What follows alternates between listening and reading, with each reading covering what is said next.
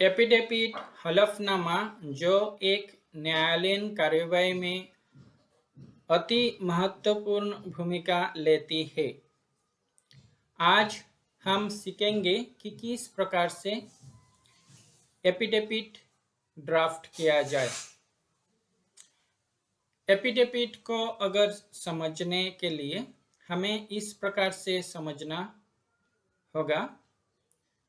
मान लीजिए किसी प्रस्तुति आप बगैर एफिडेविट न्यायालय में प्रस्तुत करते हैं, तो न्यायालय आपका प्रस्तुति को सिर्फ एक सूचना के रूप में लेती है। वही प्रस्तुति अगर आप किसी एफिडेविट में कोर्ट के सामने प्रस्तुत करते हैं, तो कोर्ट आपके इस प्रस्तुति को एविडेंस के रूप में लेती है।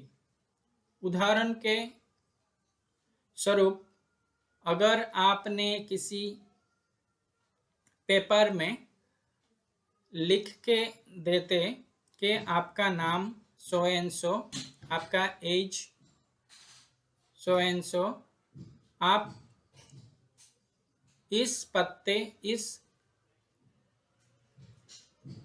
क्षेत्र में रहते हैं, इस सूचना अगर आप विदाउट एफिडेविट कोर्ट के सामने सबमिट करते, तो कोर्ट इसे सिर्फ एक सूचना के रूप में लेती है। यही तत्व अगर आप एफिडेविट के रूप में कोर्ट के सामने सबमिट करते, तो कोर्ट आपके सबमिशंस को मानने के लिए बाध्य होता है कि आपका नाम ये, आपका एज इतना और इस क्षेत्र में आप रहते हैं। यही फर्क रहता है एफिडेविट में सबमिशंस और बगैर एफिडेविट का सबमिशंस में। तो न्यायालयीन प्रोसीडिंग में जब भी आप एफिडेविट सबमिट करेंगे, तो आपका ये सारे तत्व एविडेंस के रूप में क्रिएट हो जाता है। इसीलिए एफिडेविट न्यायालयीन प्रक्रिया में महत्वपूर्ण रहता है। किसी भी प्रकार का एप्लीकेशंस आप जब न्यायालय में विदाउट एफिडेविट सबमिट करते, तो उसका महत्व कम हो जाता है। न्यायालय उसको सुनने और डिसाइड करने के लिए बाध्य नहीं होता।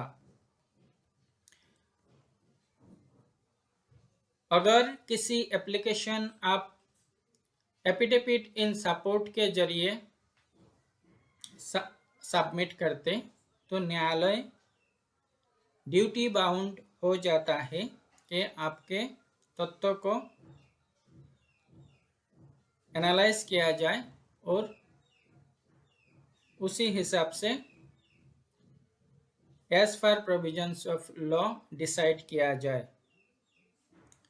तो ध्यान रखिए, जब भी आप किसी एप्लीकेशन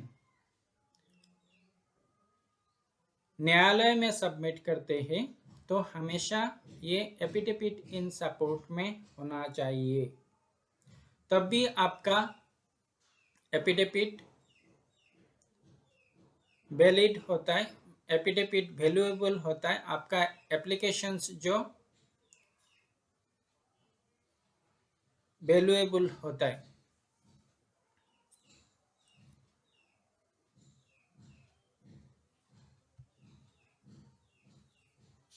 एफिडेविट को ड्राफ्ट करने के लिए आपको हमेशा इन बातों को ध्यान में रखना जरूरी है। पहले तो एफिडेविट का जो भी आपका कथन होगा, वो फर्स्ट पर्सन में लिखना रहेगा।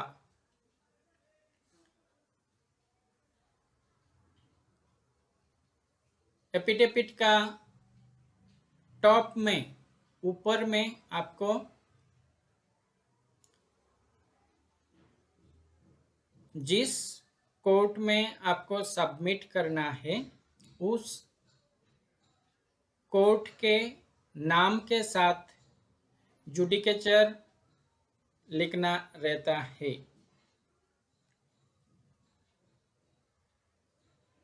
टॉप में आपको लिखना है in the so and so court of judicature at, कौन से जगह पे ये कोर्ट स्थापित है, ये भी आपको टॉप में ही लिखना है। जब एपिडेविट का ड्राफ्टिंग आप स्टार्ट करेंगे, फर्स्ट पैराग्राफ में आपका नाम, आपका पिताजी का नाम, आपका एज और आपका एड्रेस फर्स्ट पैराग्राफ में आप लिखेंगे। उसके बाद जो भी आपको तथ्य एपिडेविट में लिखना है उन सारे तथ्यों को एक एक करके पैराग्राफ, अलग अलग पैराग्राफ में लिखना रहता है और सारे पैराग्राफ को एक नंबर देना रहता है और नंबर में क्रमता रहना चाहिए।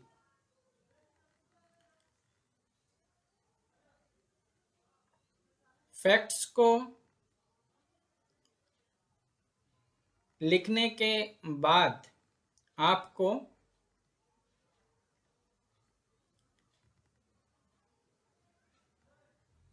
नीचे एफर्मेशन, घोषणाकर्ता का द्वारा होना चाहिए, जिसमें आप घोषणा करते हैं कि जो भी तत्व आप ऊपर लिखे हैं वो पूरी तरह आपके ज्ञात में है और सही है।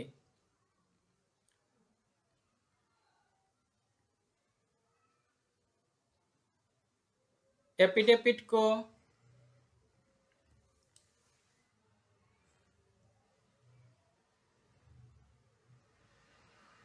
कंप्लीट करने के बाद नीचे आपका ओथ्स, शपथ के जरिए आपको एक पैराग्राफ लिखना है जो कि ओथ्स एक्ट 1969 के डायरेक्शन के हिसाब से होना चाहिए।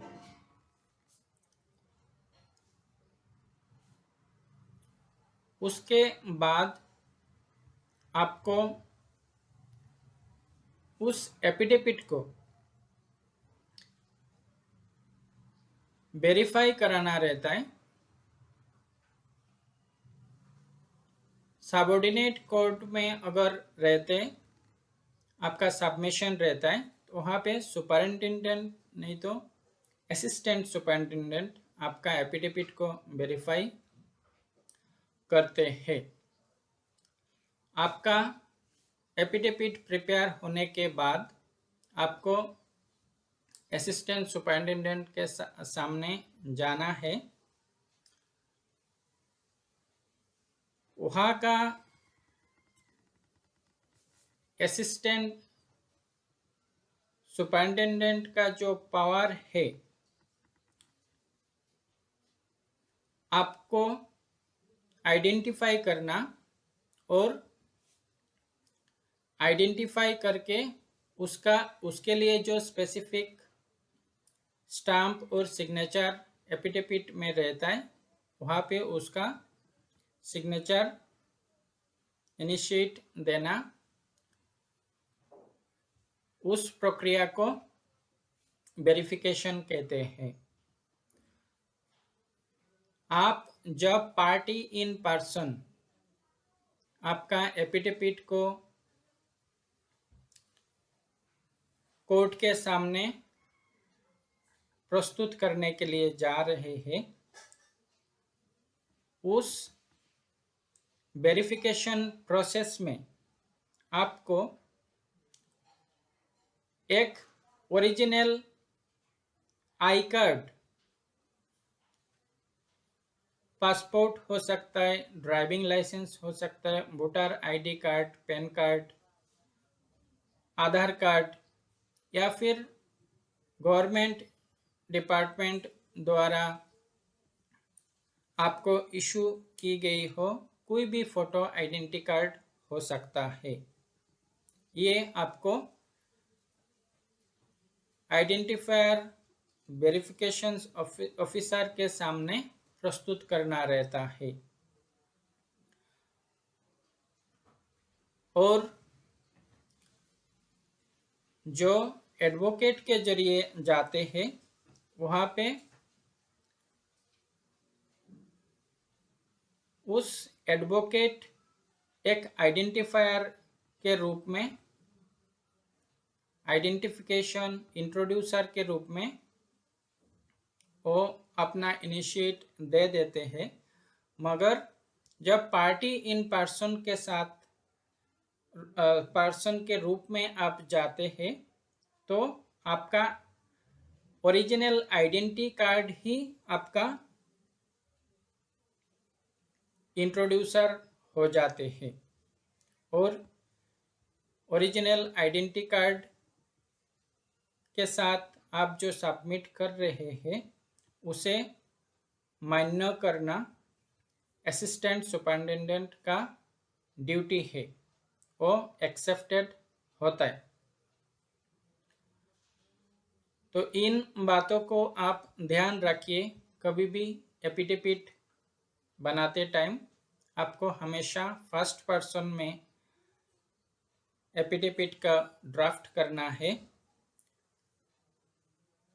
हर एक तत्व अलग अलग पैराग्राफ में लिखना है।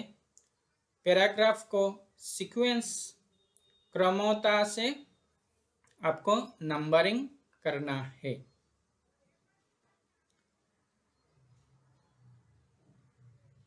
इस